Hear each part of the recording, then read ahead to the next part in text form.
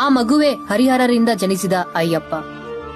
ಅಯ್ಯಪ್ಪ ಸ್ವಾಮಿಯ ಜನನದ ನಂತರ ಸಂತಾನವಿಲ್ಲದೆ ದುಃಖಿತನಾಗಿದ್ದ ಶಿವಭಕ್ತನೂ ಆದ ಪಂದಳದ ರಾಜ ರಾಜಶೇಖರನ ಸಂರಕ್ಷಣೆಯಲ್ಲಿ ಬೆಳೆಸಲು ತೀರ್ಮಾನಿಸುತ್ತಾರೆ. ಒಮ್ಮೆ ಪಂಪಾ ನದಿಯ ತೀರದಲ್ಲಿ ಕಾಡಿನಲ್ಲಿ ಬೇಟೆಯಾಡಲು ಸಲುವಾಗಿ ರಾಜಶೇಖರ ತನ್ನ ಸೇನೆಯೊಂದಿಗೆ ಬಂದಾಗ ಒಂದು ಶಿಶುವಿನ ಅಳಲು ಕೇಳಿಬಂತು. ಆ ಸದ್ದನ್ನು ಹಿಂಬಾಲಿಸಿ ಹೋದಾಗ ಒಂದು ಮುದ್ದಾದ ಮಗುವನ್ನು ಕಂಡು ಆ ಮಗುವನ್ನು ತನ್ನ ಅರಮನೆಗೆ ಕೊಂಡೊಯ್ದಾಗ ರಾಜನ ಅರಮನೆಗೆ ಒಬ್ಬ ಸನ್ಯಾಸಿ ಪ್ರತ್ಯಕ್ಷವಾಗಿ ಆ ಶಿಶುವನ್ನು ಅರಮನೆಯೊಳಗೆ ಒಯ್ಯುವಂತೆ ಸೂಚಿಸಿದನು.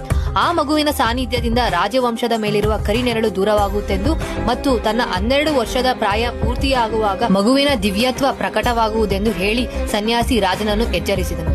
ಮಗುವಿನ ಕುತ್ತಿಗೆಯಲ್ಲಿರುವ ಚಿನ್ನದ ಸರವನ್ನು ಕಂಡ ಸನ್ಯಾಸಿ ಅವನಿಗೆ ಮಣಿಕಂಠ ಎಂದು ನಾಮಕರಣ ಮಾಡಲು ಸೂಚಿಸಿದನು. ಆದರೆ ರಾಜನ ಮಂತ್ರಿ ಮಾತ್ರ ರಾಜಶೇಖರನ ಅನಂತರ ಅರಸನಾಗಲು ಪಟ್ಟಿದ್ದ ಕುತಂತ್ರದ ಜಾಲ ತಪ್ಪಿಹೋಯಿತು ಎಂದು ಕೈ ಕಿವುಚುತ್ತಿದ್ದನು. ಮಣಿಕಂಠ ಬಂದ ಮೇಲೆ ಪಂದಳದ ರಾಜ್ಯದಲ್ಲಿ ಸುಖ, ಶಾಂತಿ, ಸಂಪತ್ತು ತುಂಬಿ